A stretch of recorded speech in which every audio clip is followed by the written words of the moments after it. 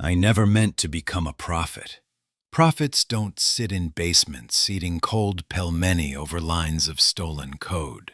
Prophets don't wear noise-canceling headphones because the walls are too thin and their conscience is thinner. I was just a boy with a keyboard, a soft voice, and a talent for breaking locks. Digital ones at first, later, moral ones. When the leaks began, people called me a hero, a patriotic surgeon cutting tumors out of the state. I told myself I believed that. Maybe I did. Pride is a kind lie. It speaks in your own voice. But the night everything changed wasn't when a politician cried on live TV or when a minister fled the country. It was when I saw her name in the files. My sister, Lena, the only person who ever believed I wasn't born for darkness.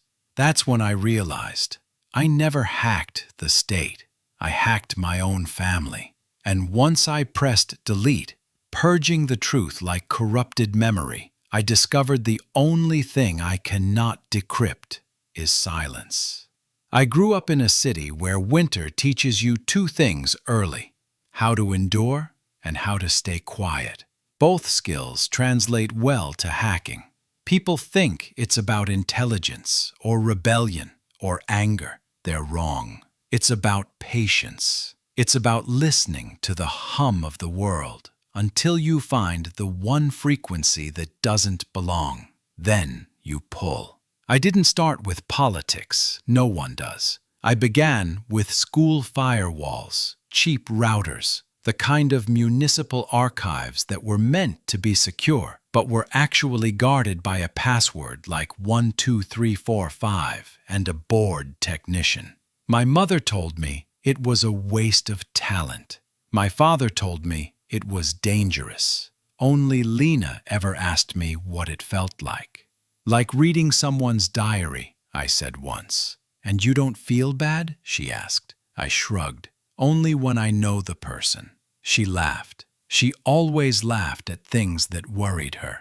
Back then, I believed in clean lines. Good code, bad code. Good people, bad people. The guilty, the innocent. But the older I got, the more the lines smudged. You live in Russia long enough, you stop believing in villains. Everyone's just trying to survive the cold.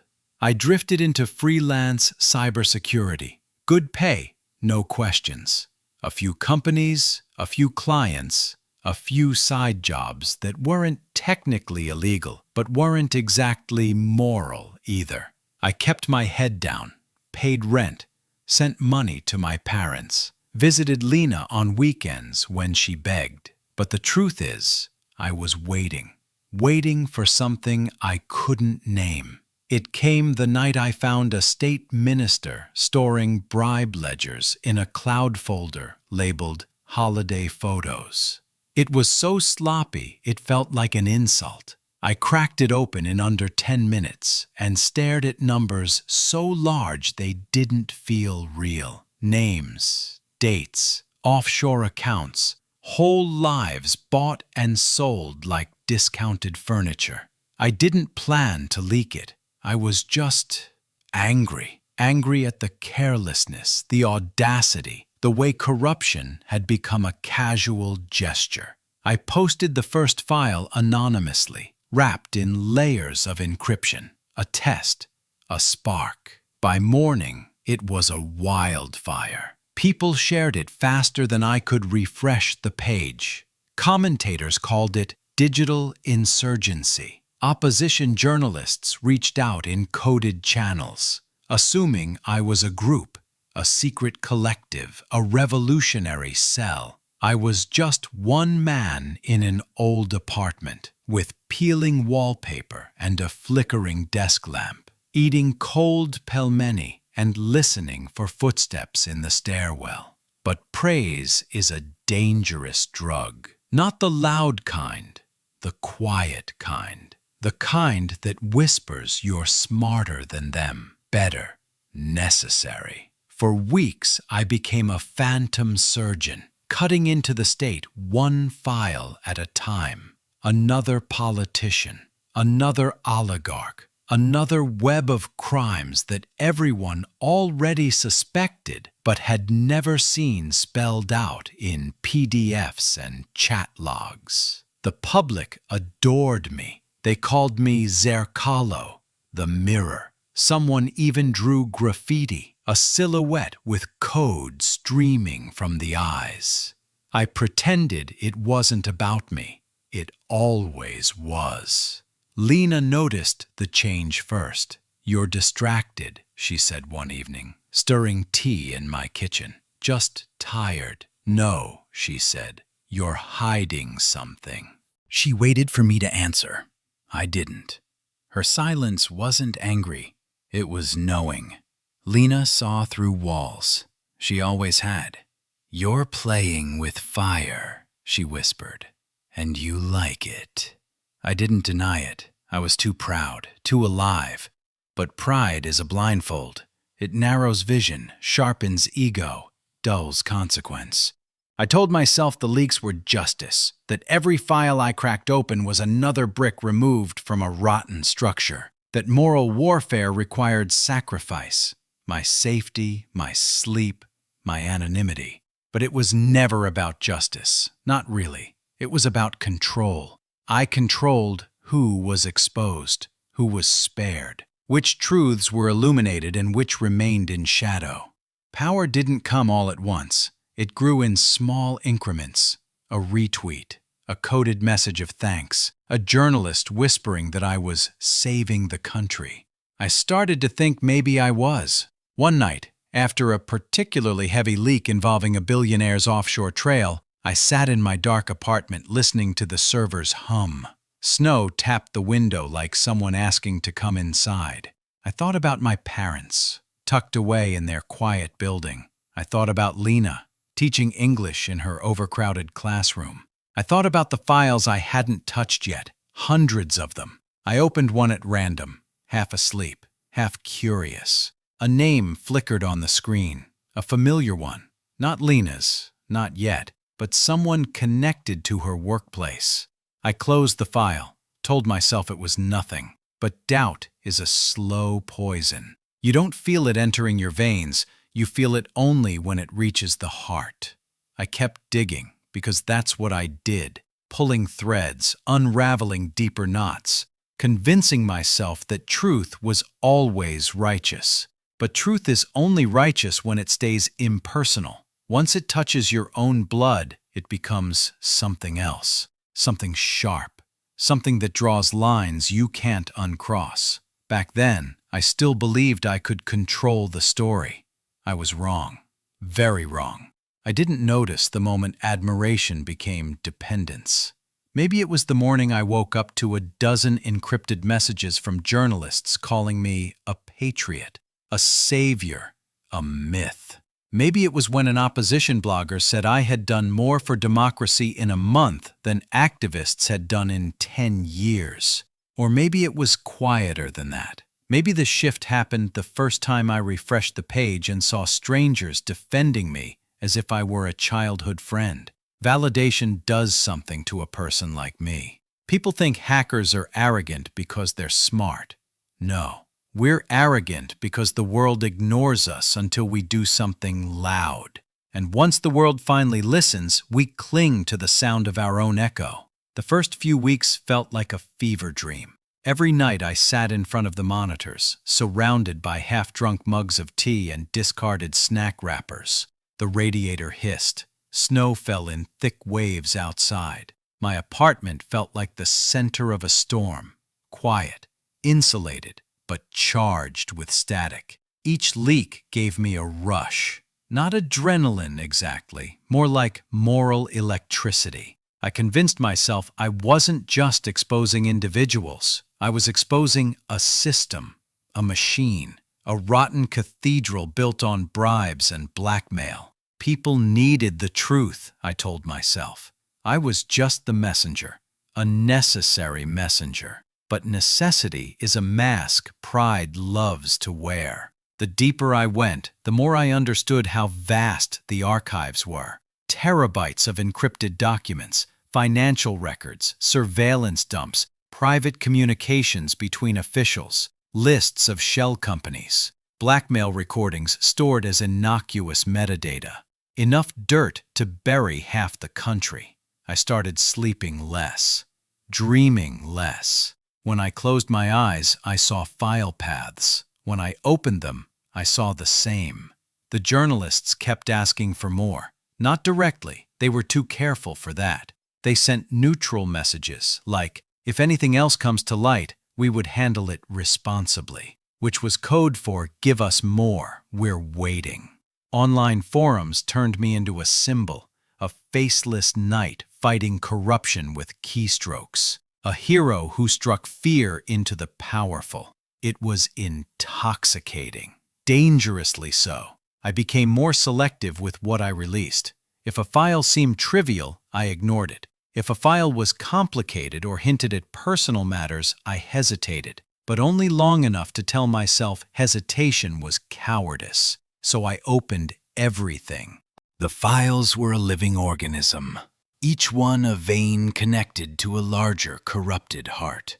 And I was the scalpel, cutting through tissue. One night, while combing through a minister's encrypted backup, I found a folder labeled Organizatia. I expected corruption, kickbacks, offshore accounts, illegal contracts. What I found instead was a map of private influence networks. Journalists, business owners, educators, activists, small cultural institutions. Names that had nothing to do with wealth or politics. That was the first time I felt a flicker of unease. These were normal people. People with mortgages, families, anxieties about grocery prices. People like Lena. I closed the folder, drank a glass of water, went outside for the first time in 3 days. The cold hit me like confession. But when I returned, the power inside me was stronger than the doubt. I couldn't pretend ignorance anymore. If corruption reached this far, the public had a right to know. Didn't they? Didn't they? I leaked a few names, lower level, harmless ones. People who wouldn't be destroyed by exposure. Just to test the public reaction. The reaction was immediate, fierce, hungry. Suddenly, everyone suspected everyone. Whispers started. Rumors multiplied like mold.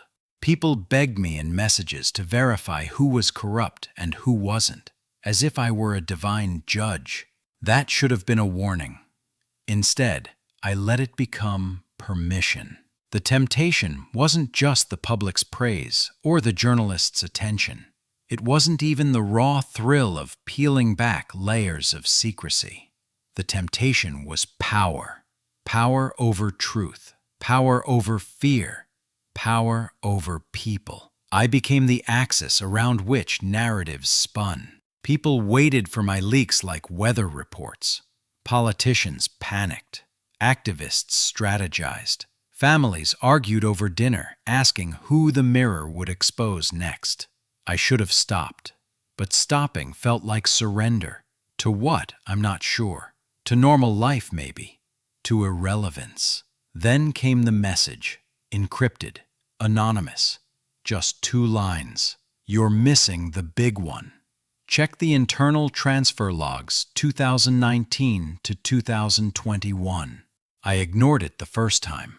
But it came again, then through another channel. I tried to dismiss it as bait, state security trying to lure me into exposing myself.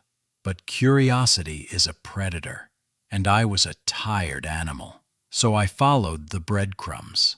The transfer logs led to a cluster of hidden directories, protected by encryption that was smarter than anything I'd seen in the rest of the archive. Whoever set it up wasn't just hiding files. They were burying them. It took me 3 days with barely any sleep to crack the first layer, 20 hours to break the second. The third one nearly broke me instead. When the final lock dissolved and the directory unfolded, I felt the same sensation I'd felt as a boy sneaking into rooms I wasn't allowed to enter. That mix of fear, defiance, and secret pride.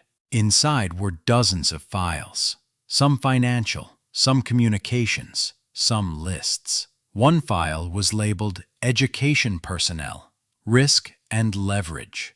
I clicked it out of habit, not expectation. Names appeared. Teachers, administrators, community workers, people who had nothing to do with political corruption, but who were apparently useful as pressure points. Relatives of activists, potential leverage targets. The file wasn't about guilt. It was about vulnerability. I scrolled, recognized a few surnames. My stomach tightened. Then I saw it. Her name, Lena. Full name, age, employment details, her phone number, her address, flagged as low-risk leverage, emotional influence. My first instinct wasn't shock. It was denial. Raw, frantic, childish denial. No, no, no, no. Not her. She was good. She believed in fairness, in small kindnesses, in art and children and tea and stray cats she kept feeding despite promising not to. She couldn't belong in this architecture of secrets. I closed the file, stared at the dark window, saw my own reflection for the first time in weeks. Pale skin, red eyes, the outline of a man who had turned his life into a cave. I reopened the file, just to confirm I hadn't imagined it. Her name was still there. My laptop fan whirred like it was panicking too. Minutes passed, maybe an hour. Then a realization slithered in, slow and cold. If I leaked this cluster, if I exposed these lists, I wouldn't just be exposing corruption. I'd be exposing her, not for wrongdoing, but for proximity, for knowing the wrong people, for being in the wrong folder at the wrong time. The public wouldn't understand nuance. They never did. They would speculate, attack, accuse. I thought of her classroom, her students, her fragile patience, her soft voice. I thought of what being flagged would do to her life, her job, her trust in me. I closed everything, turned off the screens, unplugged the router, sat in the dark. My mind raced through 1,000 justifications. Maybe someone added her name by mistake. Maybe she'd done nothing. Maybe this wasn't my fault. But the moment I saw her name, something broke. A crack running through the power I'd built for myself. For the first time since the leaks began, I felt fear. Not fear of being caught, not fear of retaliation, fear of what I had become. A man who could destroy his own sister with a keystroke. I told myself I wouldn't touch the file. I wouldn't leak it. I would protect her. But protection is not a neutral choice. It's the first step toward censorship. And censorship is the first betrayal. I didn't sleep that night. I paced the apartment, listening to the snowfall. Every few minutes I glanced at the laptop, as if it were a wounded animal. By morning, I knew it. I had crossed a moral threshold. The leaks were no longer about justice. They were about power. My power. My choices. My control over who suffered and who didn't. And if morality was selective, if truth depended on what I allowed to live, was I any better than the people I exposed? That question lodged itself in me like a shard of ice. Even now, it has never melted. The night after I found Lena's name, I did something strange. I went back to the files, not to protect her, not to delete her entry, not to understand why she was there. I went back because I couldn't stop. Curiosity had become hunger. Hunger had become compulsion. Compulsion had become ritual. The screen lit up my face like a confession booth. I clicked deeper, faster, harder. Encryption layers cracked like shells under my fingers. Each new directory felt like peeling skin off a wound that couldn't bleed. And for the first time, I wasn't leaking anything. I wasn't fighting corruption. I wasn't playing hero. I was indulging. I wanted to know everything. Every secret, every betrayal, every dirty arrangement hidden beneath public speeches and patriotic slogans. Knowledge wasn't power anymore. It was intoxication. People imagine hacking as quiet. A man in a dim room, a keyboard, a glow. But in those hours, it felt like nightlife, like a digital club where the music was the pulse of server logs and the lights were the flickering notifications of encrypted messages, anonymous chats, admirers who didn't know my face, people who whispered my alias with reverence. Mirror, give us something big. Mirror, what's next? Mirror, expose the monsters. Their avatars danced across my screen like silhouettes in strobe lights. I felt surrounded, wanted, needed. It was a rush I hadn't known since childhood, the thrill of breaking rules and not getting caught. I dove deeper, more ministers, more businessmen, sports federations, university rectors, intelligence officers, lawyers who shaped reality for a fee. I was drowning in corruption, but it felt like swimming. Every folder a new beat, every revelation a shot of adrenaline. Sleep disappeared, hunger disappeared, morality disappeared. I kept going. At some point I switched on music, something wordless and electronic, to blur the silence. The bass vibrated through the keyboard. I typed faster in rhythm. I wasn't doing justice. I was doing performance, and people were watching. A journalist sent me an encrypted message. Your leaks changed the narrative. They fear you now. Fear. That word hit me harder than praise. Fear meant power. Fear meant I mattered. Fear meant I controlled the heartbeat of the country. I typed a response, then erased it. Typed another, erased it again. Finally wrote, more soon. I didn't even know what more was, but the promise felt good. Later, an activist messaged, you're a legend. They're calling you our digital avenger. Avenger, hero, ghost. Pick any myth. I was becoming all of them. The indulgence grew teeth. I started penetrating archives I had once sworn I'd never touch. Private citizen data, medical records, personal communications not tied to any corruption. I told myself I was looking for patterns, networks, leads. The truth? I was looking for another hit, another high, the forbidden kind. Sometimes I opened random people's files, just to see their lives, their mistakes, their secrets. It wasn't justice. It wasn't politics. It was voyeurism with a moral excuse. I knew it. I denied it.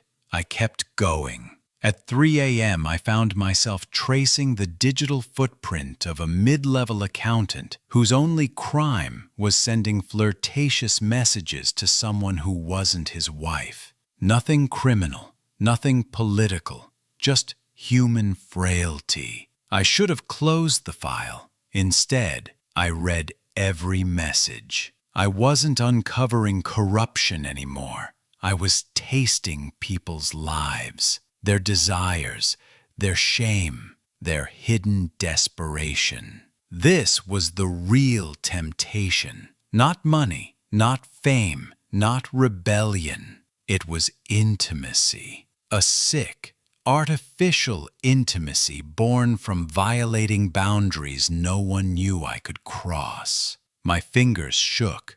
I needed to stop, so I opened another file instead, and another, and another.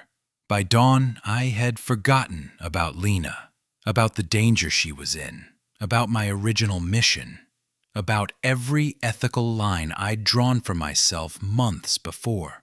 I was consuming secrets the way addicts consume pills, swallowing them without water, without thought, without fear. At noon, my inbox exploded. A hidden chat room, one of the old activist hubs, pinged me dozens of times. People wanted a new leak, a big one, a dramatic one. I hesitated, but hesitation now felt like withdrawal. I selected files, not the dangerous ones, not the ones that could hurt innocents, just enough to satisfy the crowd, enough to keep the myth alive. I packaged the leak, encrypted it, uploaded it, hit send. The response was immediate, explosive, ecstatic. Mirror is untouchable. This is the revolution. The government should kneel. People tagged my alias on forums, wrote poems about me, made memes of me as a masked figure holding a torch. The whole country was vibrating, and the vibration echoed through me. I felt unstoppable, invincible. I forgot who I was leaking for, forgot who I was protecting, forgot who I was becoming. At some point, I left the apartment for air. The cold bit my face. Snow stung my eyelashes, but the world felt smaller now, like I was looking at it from above. Every passerby seemed part of the structure I was dismantling. Every quiet pedestrian seemed both guilty and innocent. Every stranger felt like someone whose data I might have already read. I went back inside, closed the blinds, locked the door. Back to the screen, back to the rhythm, back to the indulgence. By the time the sun set, I was deep in a cluster of files I had no right to be in. Surveillance logs, domestic intelligence reports, cross-referenced social networks. I traced conversations between friends, families, couples. Private lives turned into digital shadows.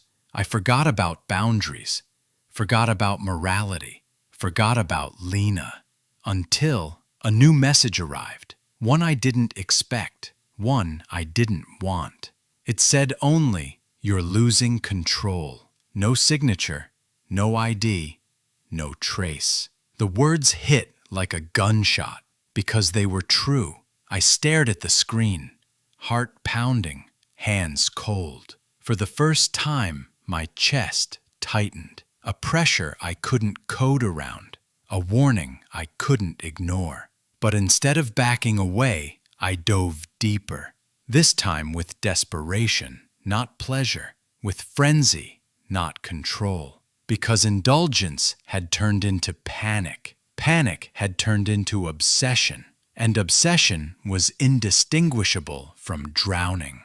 I kept going until the lines blurred, until the files blended together, until faces and names dissolved into static, until the world outside disappeared. Indulgence didn't feel good anymore. It felt necessary, like breathing, like confession, like falling. And the deeper I fell, the louder one truth screamed in the back of my mind, a truth I refused to face. If I kept digging, I would eventually destroy everything, including myself, including her. But I didn't stop. Not yet. Not until the collapse. It happened at 4:12 a.m. I remember the exact minute because the clock on my screen froze. One of those tiny glitches the system makes when it's overloaded. My computer never froze. I built it not to. That split-second stall felt like the universe holding its breath. I clicked the file anyway. The one I'd been pretending didn't exist. The one that held the directory I had cracked 3 days earlier and refused to reopen. But I opened it now. I don't know why. Curiosity? Punishment? Self-destruction disguised as duty? The directory loaded slow. Too slow. The cursor spun. My heartbeat spun with it. Then it opened. A list of names. Again. But this time I scanned differently. Not for information, not for justification, but for a wound I knew was hiding somewhere inside the code. And there it was. Her name. Her full name. Highlighted, tagged, categorized. A simple annotation attached beside it. Emotional leverage potential. High, high, not low risk, not distant, not incidental. High, as if she were a button, a lever, a pressure point someone could use to move me. My throat closed. I clicked her entry. More details unfolded. Old messages, her job history, financial slips, her photo from a staff website, her social media interactions, private conversations logged from somewhere I didn't want to imagine. I felt sick. For a second, I couldn't breathe, couldn't move, couldn't think. This wasn't corruption. This was predation, not on Lena, on me. I slammed the laptop shut. Darkness, silence, my pulse in my ears. I tried to stand. My knees buckled. The room tilted. The radiator hissed like it was angry. I opened the laptop again. Fast, scared, furious. Everything was still there. Lena's digital life arranged like organs on a metal tray. I whispered, "Why her?" But the room didn't answer. I scrolled down the file. Paragraph after paragraph describing me, my history, my tendencies, my previous hacks, my psychological vulnerabilities. A full profile, detailed, clinical. Then one line stopped me cold. Subject displays extreme protective bias toward sibling. My hands turned numb. They knew. They had always known. Every leak I made, every expose, every moral sermon disguised as digital vigilante work, they were reading me like I was reading them. I wasn't hunting the state. The state was hunting me. And the bait was Lena. I leaned back in my chair so fast it hit the wall. A loud thud. Neighbor's dog barked downstairs. The radiator spit steam. The world felt off balance, like gravity was shifting in directions it wasn't supposed to. I clicked another tab. Error. Another. Error. The files were locking themselves, encrypting, updating. Someone else was inside the system. I froze. A message popped up. Not through my channels, not through any encryption I recognized, just raw text across the center of the screen. Stop. I stared at the word as if it were alive. Then another line appeared. We warned you. I felt a coldness that wasn't the winter. It was the kind that starts inside the bones. My fingers typed without my permission. Who are you? No response. The cursor blinked, mocking. Then the files started deleting themselves, one by one, then in clusters, then in whole directories. I tried to stop it, killed the process, yanked out cables, pulled keyboard shortcuts I hadn't used in years. Nothing worked. The machine was no longer mine. The knowledge I hoarded, the power I flaunted, the secrets I drowned in, all of them evaporated in front of me, including hers. When I searched her name again, nothing.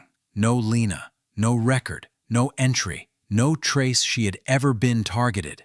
Erased, like she had never mattered enough to log. I didn't feel relief. I felt insane. If they deleted her file, did they do it to protect her or to warn me? The more I searched, the more I realized the truth. The whole directory I'd uncovered wasn't a leak. It was a trap, a constructed layer, a false floor beneath the real archive, designed to pull me in, disorient me, break me. A hall of mirrors, and I was the only reflection that mattered. My breathing grew ragged. The room spun again. I grabbed the desk to stay upright. I kept asking myself the same question. Why her? Why involve her? Why even place her name there? Until a worse question surfaced. Was she even really there? Had I hallucinated out of paranoia? Had I misread the file? Had exhaustion scrambled my vision? Or, and this was the sharpest possibility, did someone want me to think she was in danger so I would panic, lose control, delete everything? Because fear isn't just a weapon, it's a button, and they pushed it. I opened a different directory, anything to ground myself. Corruption files, hundreds, thousands, but they were incomplete, fractured, data missing. I opened another, and another. All the evidence I'd collected, the crimes I had exposed, the proof I had risked my life to reveal was dissolving. A message pinged again, this time smaller, quieter. Your choice. I didn't want to understand it, but I did. They wanted me to stop, to retreat, to vanish back into the shadows, to delete my own work before they deleted me. The system wasn't collapsing. I was. Because when you realize the enemy has your family mapped out, tagged, categorized, you don't keep fighting. You surrender. Cowardice? No. Love disguised as surrender. I slammed the laptop shut again, harder this time. The room seemed to shrink. My heartbeat pounded against my ribs like it wanted out. My breath came in shallow bursts. The radiator hissed louder. The floor felt uneven. I paced, fast, back and forth, hands in my hair, muttering nonsense, trying to think, trying to breathe, trying to understand what was real. Then, in a single dizzying moment, everything inside me snapped. I opened the laptop one last time, forced the system into admin override, entered manual commands, the kind no one should ever do unless they're ready to lose everything. The screen flickered, warned me, begged me to confirm. I confirmed. The purge began. Lines of code ran down the screen like a funeral procession. Files collapsed, archives folded inward. Years of evidence, thousands of names, millions of lines of truth deleted. My leaks, my legacy, my crusade, gone. All to save a single person who never asked me to save her. When it finished, the screen turned black. I sat in the dark, breathing hard, sweating despite the cold, feeling hollow in a way I didn't know a human could feel. Then the last message appeared, white text, center screen, no encryption, no signature, just good. The screen went black again. The room felt colder than winter. My hands wouldn't stop shaking. And in the heavy silence that followed, I understood something I had denied for months. I wasn't the mirror. I was the one being watched. And the collapse wasn't the files. It was me. For 3 days after the purge, I didn't turn the laptop on. It sat on the table like a closed confession box, silent, heavy, accusing. The apartment felt wrong without the constant glow of the screen. I could hear the building's bones, pipes groaning, someone's TV murmuring through the walls, footsteps in the stairwell. The ordinary soundtrack of life I'd spent months drowning out with fan noise and server huns. I didn't sleep much, didn't eat much either. I just sat, sometimes on the bed, sometimes on the floor, sometimes in the one armchair whose springs were half broken. Anywhere that wasn't the computer chair, I replayed everything in my head. The leaks, the praise, the warnings, the file with Lena's name, the purge, the final word. Good, good. I tried to decide what hurt more, that they had manipulated me into erasing my own work, or that part of me agreed it had to be done. On the second night, my mother called. "You sound ill," she said. "Are you eating?" "I'm fine, Mama." "You always say that." Pause. "You should visit. Your father asks about you. Tell him I'm busy." "With what?" I looked at the closed laptop, at my own reflection in the dark window, at my hands, empty for the first time in months. "Nothing," I said. "That's the problem." She sighed. A small, tired sound full of winters and unpaid bills and children who grew into strangers. "Come for dinner," she said. "Your sister is coming too." My heart skipped. Lena. I almost said no. The thought of sitting across from her, holding this secret in my chest like smuggled contraband, felt unbearable. But refusing would raise questions. Questions I wasn't ready to answer. "I'll come," I said. "Good," my mother replied, unaware of how that word had changed meanings for me. I took the metro, hood up, hands jammed into my pockets. The city looked the same as always. Frozen sidewalks, gray sky, people wrapped in heavy coats, faces half hidden in scarves. No one knew that somewhere, in a small apartment, a man had wiped out months of truth with a single command. The world never changes as dramatically as you think it will. At my parents' building, the stairwell still smelled faintly of cabbage and cigarette smoke. The wallpaper still peeled at the edges. The lift still worked only when it wanted to. I climbed the stairs. My mother opened the door before I knocked. Her eyes scanned my face with that quick maternal assessment. Health, weight, worry lines. "You're thinner," she said. "Winter," I replied, as if the cold could explain everything. She hugged me anyway. Her warmth felt unfamiliar. I'd gotten used to the temperature of screens. In the kitchen, my father sat at the table, reading the newspaper like it still mattered. Lena was there too, leaning over a stack of graded papers, circling sentences with red pen. She looked up and smiled. That smile, not wide, not flashy, just quietly genuine, hurt more than any threat the state could make. "There he is," she said. "The ghost." I tried to smile back. It came out crooked. Dinner was simple. Potato, salad, a small piece of meat my mother pretended wasn't a luxury. They talked about prices, weather, a neighbor's surgery, my father's old back injury, normal life. Lena watched me more than she talked. She always had. At some point, my mother insisted on making tea. My father retreated to the living room to watch a muted game show. That left just the two of us in the kitchen. The light above us buzzed softly. Snow nudged the window in half-hearted gusts. "So," Lena said, wrapping her hands around the warm glass, "are you going to tell me what happened, or are we going to pretend this is just another Tuesday?" I stared at the steam rising from my cup. "There's nothing to tell," I said. Liar. The word wasn't anger. It was fact. I swallowed.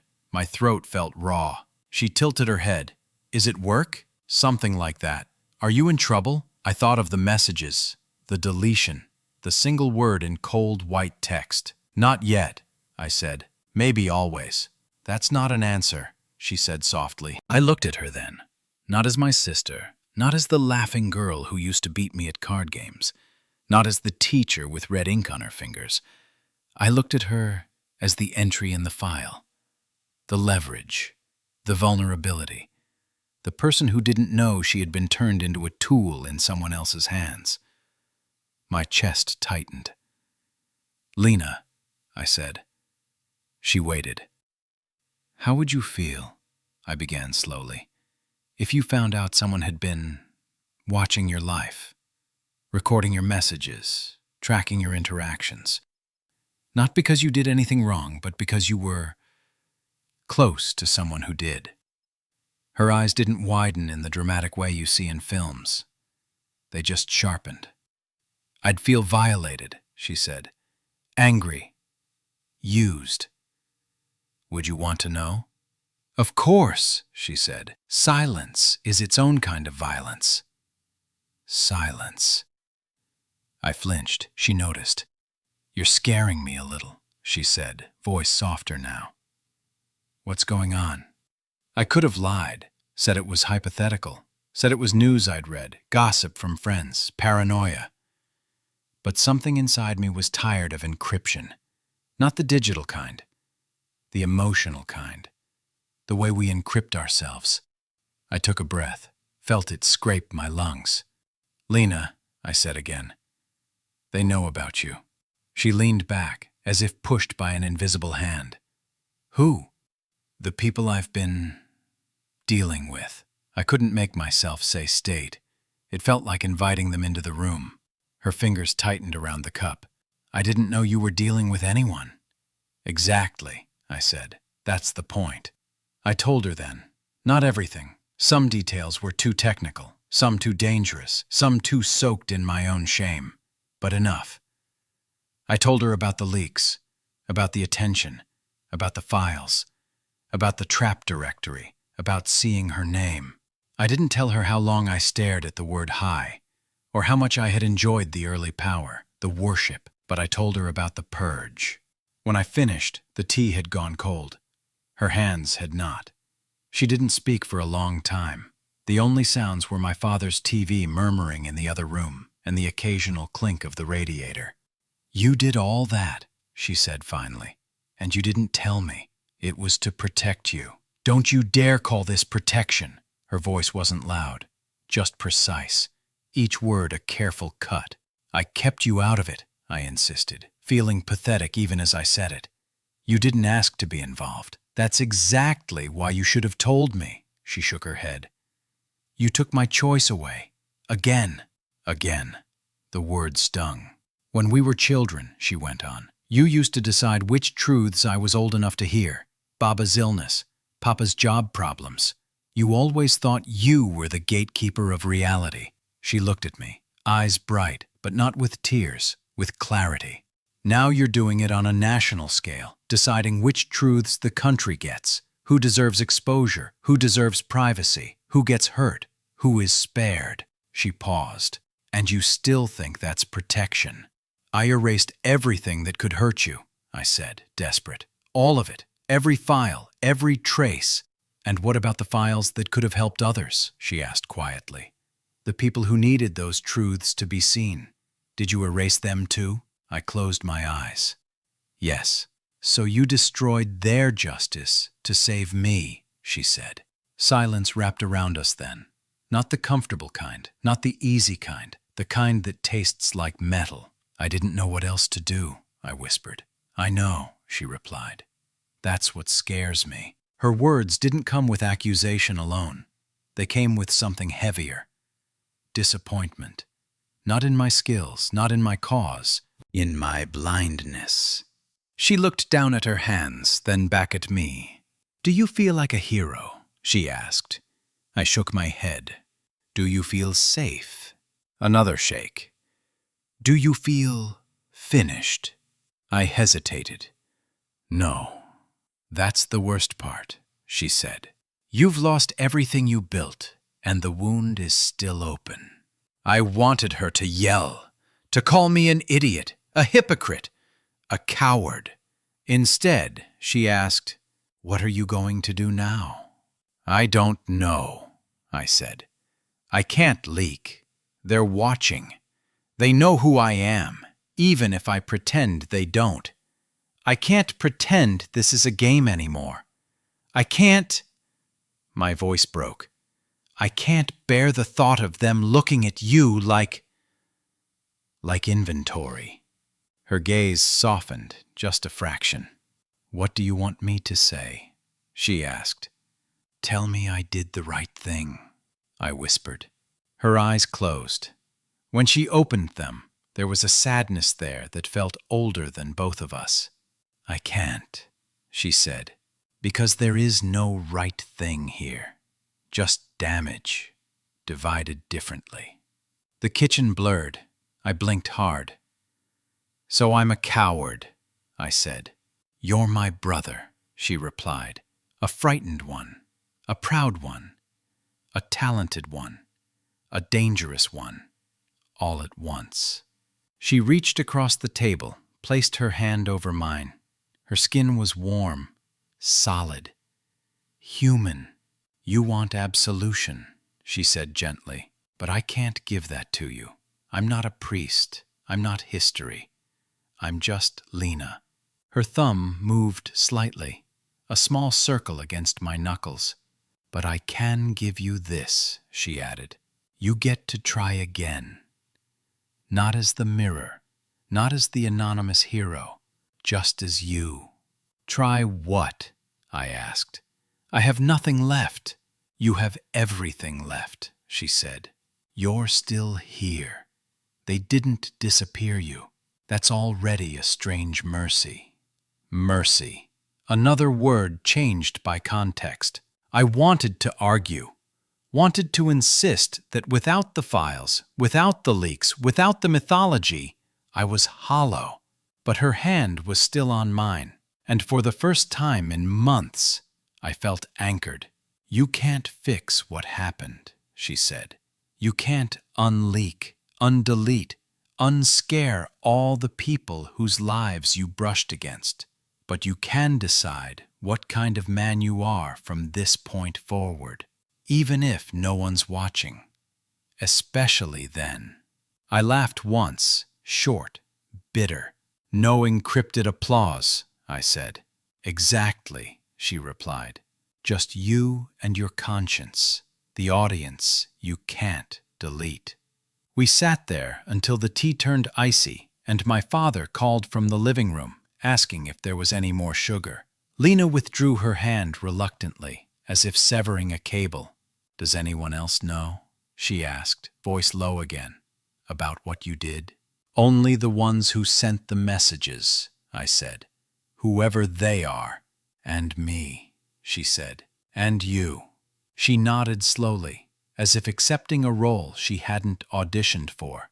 "Then this is what we do," she said. "You stop trying to be a ghost. Stop chasing the rush. Stop thinking you're the only one who can reveal the truth." "And instead?" I asked.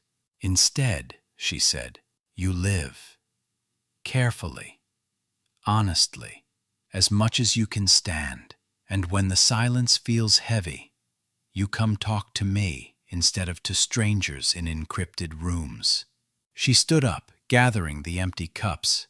"And you tell me," she added over her shoulder, "when the story in your head gets too loud." "What story?" I asked. She glanced back. "The one where you're the villain or the hero," she said. "You're neither. You're just human. That's punishment enough." Her words followed me all the way home. They still do. That night, I finally turned the laptop on. No messages, no threats, no demands. Just a blank desktop stripped of its trophies. I opened a text file. New. Empty. For the first time, I wrote not code, not commands, not leak schedules. I wrote what I remembered, what I had done, what I had destroyed. Not for the public, not for history. For me. For her. For the quiet fact that truth, once mishandled, doesn't disappear. It settles in the body, waiting to be acknowledged. That was my real confession. Not a leak, not a purge, but a decision to live with the knowledge of both. For weeks after that kitchen conversation, I lived like someone relearning gravity. No missions, no leaks, no encrypted messages glowing in the dark like forbidden prayers. My life shrank down to simple things. The walk to the corner shop for bread, the cold air biting my face awake, the sound of neighbors arguing through the pipes, the weight of my own body, finally registering after months spent only in thought. I didn't miss the adrenaline, not immediately. What I missed was the illusion of purpose, the feeling that every keystroke tugged at the country's fabric, that I was pulling secrets out of the earth like stubborn roots. Now I was just a man taking out the trash on Tuesdays, listening to the bags scrape the stairwell walls. Humbling. Probably healthy. Maybe necessary. I kept writing in that plain text file. Small entries, scattered sentences, unfinished thoughts. Not stories, not manifestos. Just the truth in fragments. I wasn't a hero. Power made me blind. Fear made me obedient. Lena saw me before anyone else did. Some days I wrote for hours. Some days I couldn't bring myself to open the file at all. Healing, it turns out, is just another form of debugging. You fix one line, only to discover 10 others infected beneath it. I visited my parents more. My father seemed oddly relieved each time I showed up, as if he'd spent years expecting me to vanish into some unreachable place. My mother fed me too much, reminded me to sleep, scolded me for being pale. The ordinary rituals of a family that doesn't know the weight you carry, or chooses not to name it. And Lena? She stayed close without crowding me. Sometimes we walked through the park near her school, crunching thin layers of ice under our boots. Sometimes we talked about nothing: her students, her lesson plans, a stray cat that had adopted her. Sometimes we didn't talk at all. Silence between us changed. It wasn't the suffocating kind anymore. It was space, safe, breathable, fragile but real. One afternoon she asked, "Do you miss it? The leaks?" I replied, "No. The feeling of being powerful." I didn't answer right away. The wind combed through the bare branches above us, shaking free flakes of old snow. "I miss the clarity," I said, "believing I was doing something righteous, believing I was necessary." She nodded. "You were never unnecessary," she said, "just miscalibrated." "Is that the teacher in you talking?" "That's the sister in me talking." We kept walking, small steps on icy ground. Later that night, when I was back in my apartment, I turned the laptop toward myself, not like a weapon, but like a mirror. I didn't open old directories. I didn't search for remnants of the purge. I didn't reconnect the encrypted channels. I just stared at the reflection of my own face in the darkened black border around the monitor.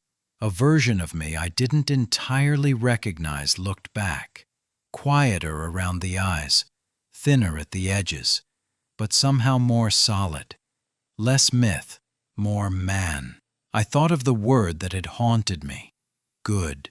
Not the threat it once felt like, not the approval it had implied, just a statement, a closure, a door shut behind me.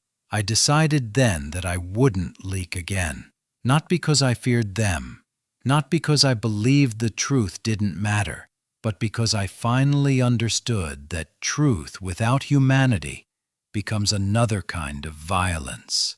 Justice without compassion becomes cruelty. Exposure without context becomes spectacle. And a man who believes he is the country's conscience eventually loses his own. So I rebuilt my routines, slowly, clumsily. I set up a small freelance job again. Legitimate work this time. Nothing glorious. Mostly fixing security holes for small businesses. Teaching people not to use the same password everywhere. Patching outdated systems. It felt humble. Maybe too humble for a mind that once cracked ministerial firewalls like they were papier-mâché. But humility was part of the return.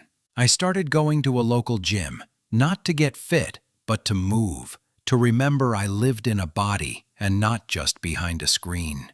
An old man there taught me how to stretch properly.